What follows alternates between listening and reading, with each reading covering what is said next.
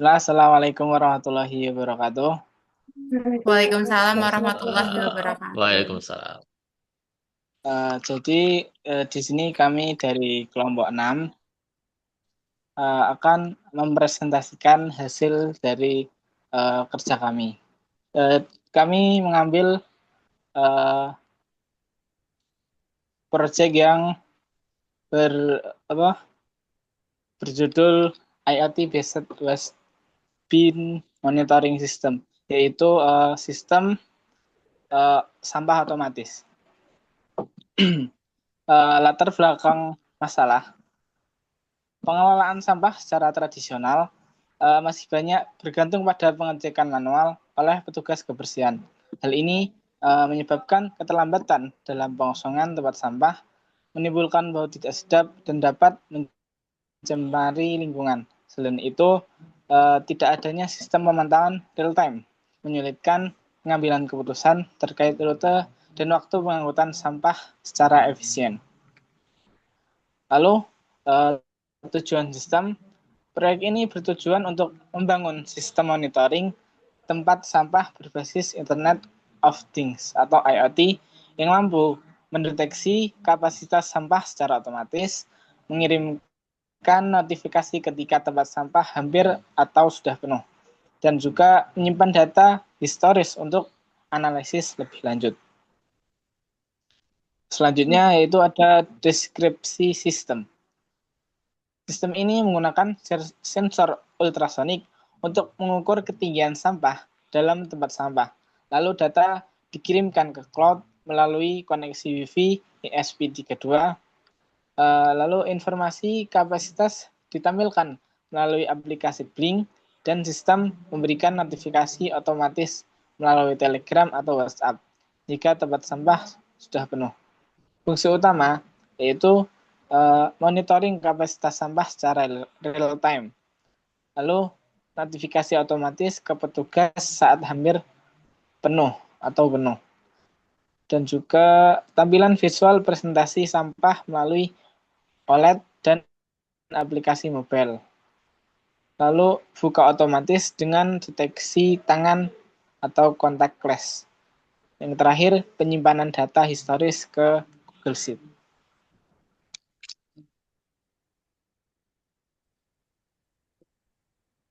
Selanjutnya, komponen sistem yang pertama itu perangkat keras, ada ISP32 Dev Module, itu gunanya untuk microcontroller utama dengan konektivitas Wi-Fi. Yang kedua ada HCRSR04, itu gunanya sensor ultrasonik untuk mengukur ketinggian sampah. Terus servo motor gunanya untuk membuka atau tutup otomatis tempat sampah. Terus OLED SSD 1306 itu untuk menampilkan kapasitas sampah secara visual. Itu gunanya indikator visual saat penuh. Terus power supply itu sumber daya untuk sistem. Untuk perangkat lunaknya yang pertama ada Arduino IDE atau platform I/O. Itu untuk pemrograman ISP32.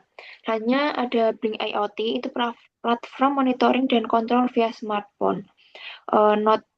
Node-RED itu untuk automasi notifikasi ke email. Terus Google Sheets via IFTTT untuk penyimpanan data historis. Next.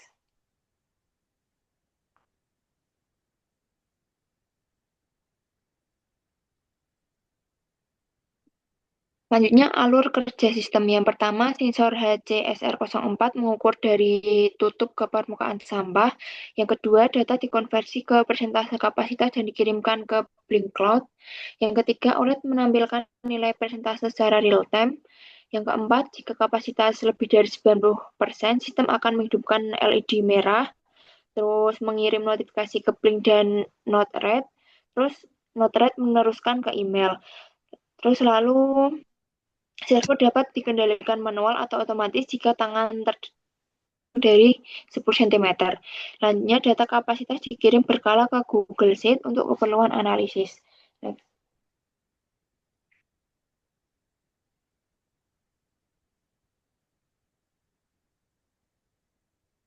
Selanjutnya, implementasi prototype.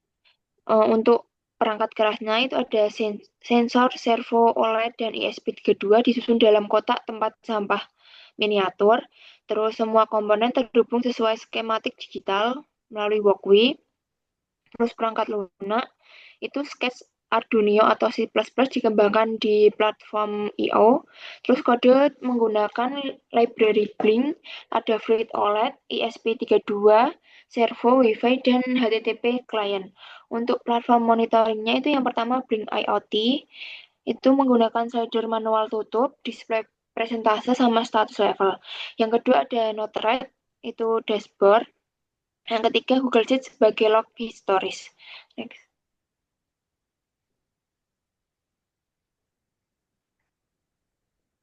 Baik ya, selanjutnya yaitu pengujian dan hasil. Tujuan dari pengujian dan hasil yaitu kami menguji dari kode program untuk sesuai hasil yang kami harapkan.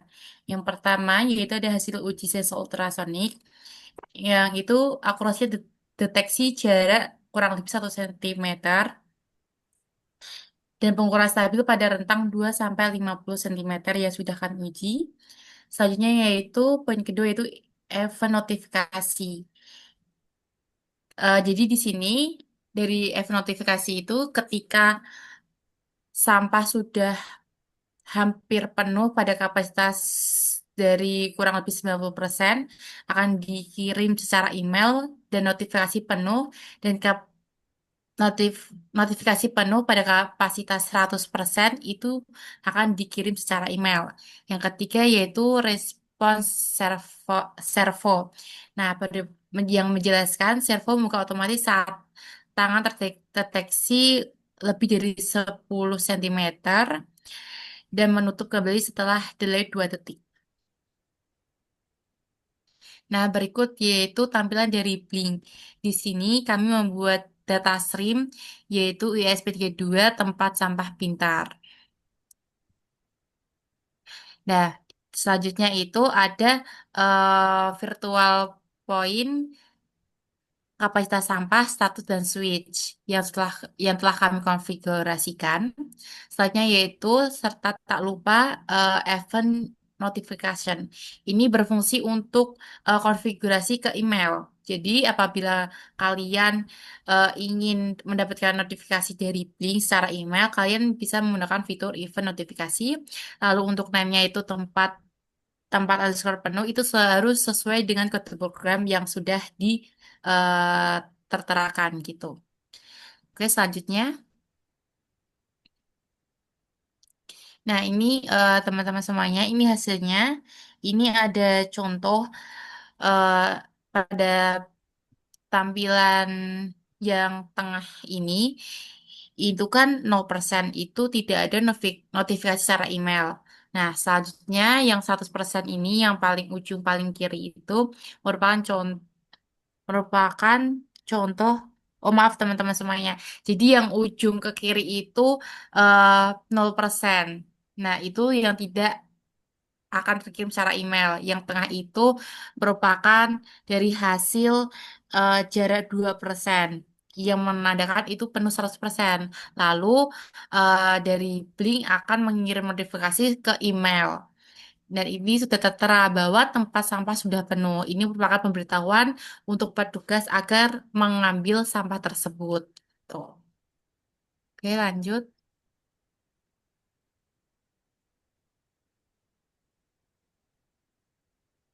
Oke, seterusnya keunggulan dan manfaat. Nah, yang pertama keunggulannya, sistem itu otomatis, ya bekerja secara otomatis, secara real time dan contactless. Ya. Yang kedua, dapat dikontrol dan dimonitor dari jarak jauh. Ketiga, notifikasi ke Telegram, WA efisien tanpa aplikasi tambahan. Manfaatnya, pertama, mengurangi frekuensi pengecekan manual oleh petugas. Jadi nggak perlu ngecek-ngecek lagi nih petugasnya nih. Yang kedua, menjaga kebersihan lingkungan kampus, kantor, atau tempat umum. Ketiga, mendukung efisiensi logistik pengangkutan sampah. Yang keempat, cocok diterapkan di smart city, smart campus, dan lain-lain. Next. Oke, yang terakhir kesimpulan. Sistem IoT based waste bin monitoring berhasil diimplementasikan dengan fungsionalitas lengkap. Pemantauan kapasitas sampah secara real time, notifikasi otomatis ke petugas, serta penyimpanan data historis. Dengan teknologi ESP32 dan integrasi Blink plus Node-RED, sistem ini dapat meningkatkan efisiensi pengelolaan sampah dan berkontribusi pada lingkungan yang bersih dan terorganisir. Sistem ini sangat potensial untuk diterapkan di lingkungan publik dengan volume sampah tinggi. Terima kasih. Oke, baik. Selanjutnya nanti ada video singkat mengenai kode program dan konfigurasinya. Halo semuanya, sebelumnya perkenalkan kami dari kelompok 6 akan mempresentasikan mengenai tempat sampah pintar. Nah, sebelumnya kan tadi udah presentasi nih mengenai PPT yang mungkin masih teorinya saja gitu. Nah, di video kali ini kita akan lebih ngebahas mengenai praktiknya langsung ya, di mana di sini kelompok kami, kelompok 6, menggunakan Visual Studio Code dan di sisi lain menggunakan extension platform IO. Ini fungsinya tuh buat itu teman-teman, pembuatan apa ya, kayak Arduino gitu. Dan kita jangan lupa untuk menginstal Workpiece Simulator. Ini fungsinya sebagai pengganti yang ada di website itu loh. Nah, tapi ini versi Visual Studio Code-nya, VSC-nya. Nah, sebelum kita membahas mengenai kode program, kita akan membahas itu teman-teman. Di Blink-nya dulu nih teman-teman. Nah, di sini kami udah membuat Blink nih teman-teman. Yaitu ISP32 device-nya itu. Ini sudah kami buat ya. Ini ada widgetnya, ada kapasitas sampah, status, dan button buka tutup gitu. Notifikasinya, sebentar. Ini untuk toolsnya. Ini bisa dilihat dari konfigurasinya nih. Ketika kita udah ngebuat di Blink itu kita dapat template ID, template name, sama tokennya. Dan ini nanti akan dikonfigurasikan ke kode program. Di sini ya teman-teman, sebentar. Aku juga mau nunjukin juga. Nunjukinnya adalah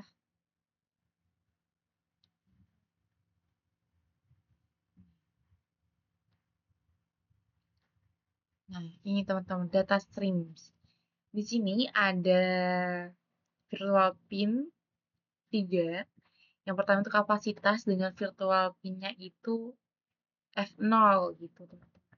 Data tipenya integer, min-nya 0, maksnya 1. Jadi fungsinya itu buat untuk itu ya teman-teman, kalau 0 itu off gitu, 1 itu aktif. Dan di statusnya juga ada virtual pin, kita menggunakan virtual pin V1 gitu. Sebenarnya untuk virtual pin itu bisa dipakai mana aja ya teman-teman. Bisa aja kami juga bisa menggunakan V23, itu bisa aja. Tapi agar lebih berurut kita menggunakan V1 aja. Dengan data tipe itu integer, minimnya itu 0, maksudnya 0 seperti biasa. Nanti switch. Kita switch menggunakan V2 itu integer, switch gitu. Udah. Ini web dashboard itu widgetnya tadi, kita bisa menambahkan juga. Cuma di sini aku menggunakan gauge-nya sama switch sama label ya. Labelnya di sini. Labelnya di sini. Nah, terus yang paling penting adalah event dan notification. Ini yang berfungsi untuk mengirimkan email. Ya, ini konfigurasinya. Ini namanya tempat underscore penuh, kodenya tempat underscore penuh. Ini akan saling di kode program agar bisa menyelaraskan. Gitu. Kalau ini typo, itu tidak akan berhasil gitu teman-teman. Nih, notice kerusnya, jadi ketika di kode programnya itu udah sesuai syarat, dia akan mengirimkan tempat sampah sudah penuh gitu melalui email. Lah, kok bisa gitu ya? Ini ada notification. Kalian bisa mengaktifkan, mengenablekan notification ya. Emailnya itu the flash owner dan bisa ditambahkan juga ada push notification. Terus settingnya kita on kan semuanya. Settingnya pun ini bisa semuanya juga. Ini home screen. Ini bisa aplikasi juga bisa lihat gitu. Nah, ini message the trigger the event every bisa every 4 message the trigger the event. Ada 4 kali gitu. Nah, will be sent to user only once per 1 second gitu. 1 second itu satu detik gitu. Oke, kita save aja. Gitu kan teman-teman. Udah, ketika udah nanti di save and apply. Sering ini ya.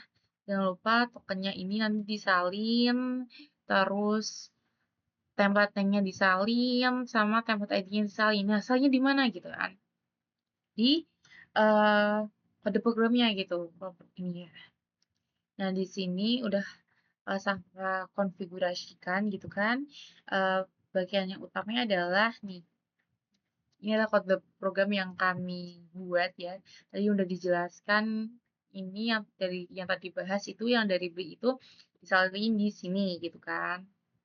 Terus ini ada ini print out token sama workflow ke sekian wifi gitu. Dan ini kode programnya teman-teman print. Itu menulis ya. Jika null itu open, jika null itu close. Satu.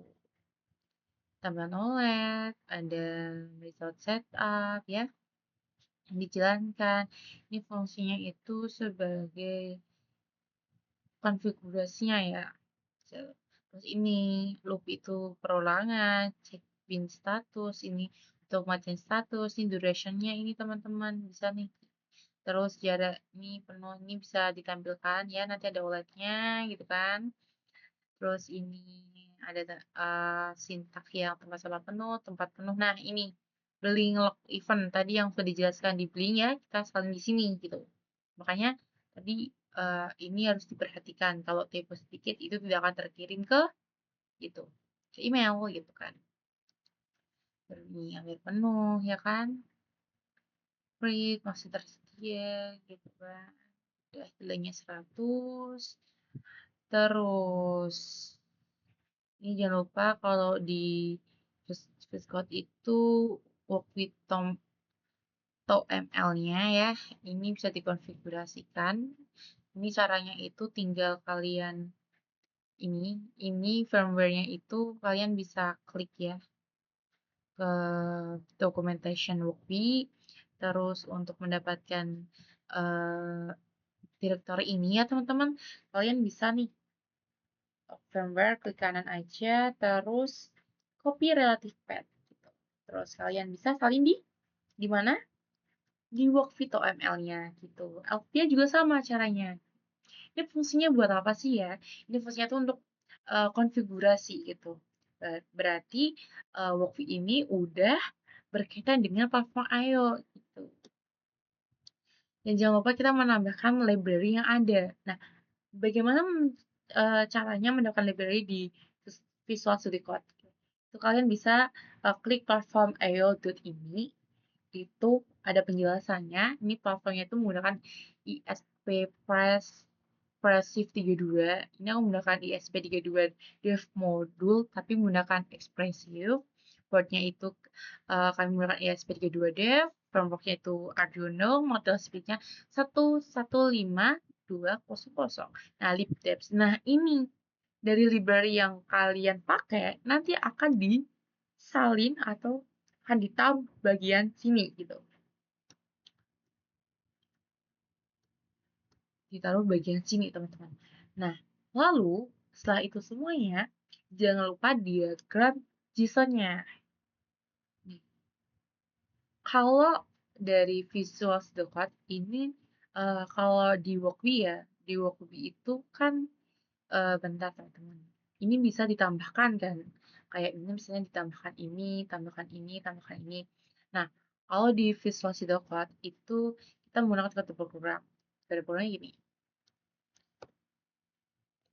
Nah, ini kode program dibalik dari gambar itu, sampainya tuh seperti ini, teman-teman. Jadi, ini dapetnya dari mana? Sebenarnya ini juga dari kami itu kerjasama dengan Workbee yang di web gitu. Terus kami pindahkan ke Visual Studio Code. Nah, kenapa kami pindahkan di Visual Studio Code itu ada alasannya, teman-teman. Karena di sini pun kita bisa melihat nih errornya tuh di mana aja gitu. Tapi kalau di Workbee Simulator di web itu bisa dilihat cuma apa ya, kurang informatif.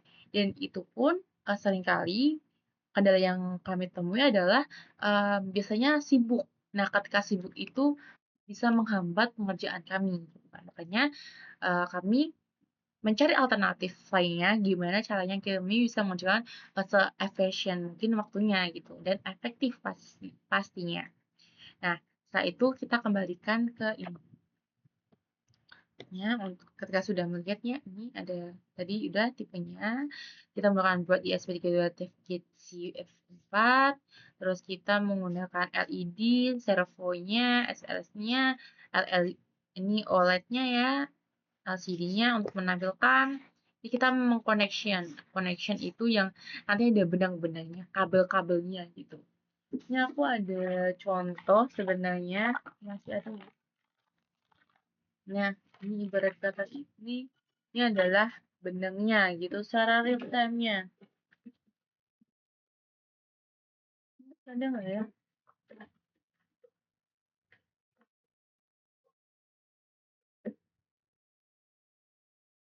Ini secara real time-nya. Ini aku ada board-nya, board putihnya. Nah, ini merupakan contoh ISP32 versi ini ISP tidak ya? Ini sepertinya Arduino, teman-teman. Ini tampilan fisiknya kurang lebih itu sama seperti ini. Ini kabel yang digunakannya. Cuma ini versi virtualnya. Jadi kita bisa lihat. Oke. Nah, tadi kan teman-teman, kabel-kabelnya ini kalau nyatanya tuh seperti ini ya teman-teman. Nah, tapi untuk virtualnya seperti ini. Untuk latihan kita bagus nih untuk virtual. Nah, tadi kan udah konfigurasi semuanya. Terus coba kita jalankan ya teman-teman ya. Kita jalankan. Set. Nah, ini LCD-nya nih teman-teman. Akan keluar LCD tempat sampah 100% gitu. Tiba-tiba udah 100% aja. Kita bisa mengatur ini ultrasoniknya, nih jarak sampahnya. Ini 400 dia akan 0 gitu kan. 0. Berarti tanya itu sampahnya tuh masih kosong gitu. Terus ini 2. Oh ini 24 cm. Sampahnya ada berapa ya?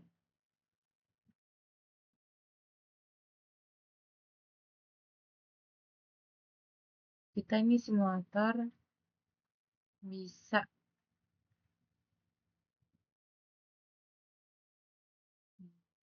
24 cm itu sampainya 57%.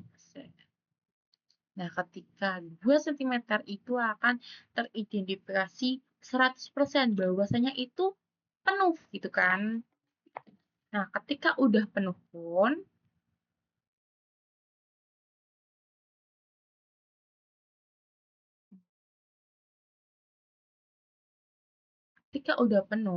nanti ada email yang terkirim gitu. Nah, nanti emailnya seperti ini teman-teman contohnya. Ini.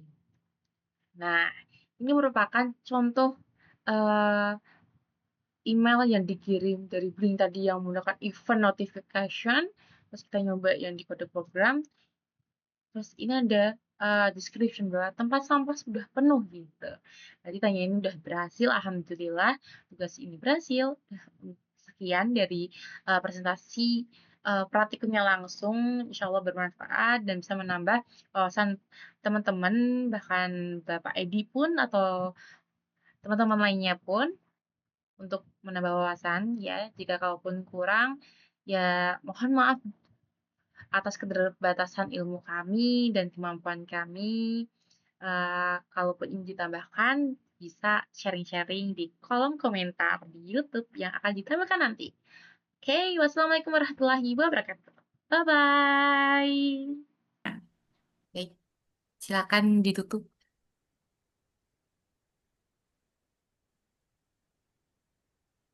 Eh, Mungkin itu dari kelompok kami. Kurang lebihnya mohon maaf.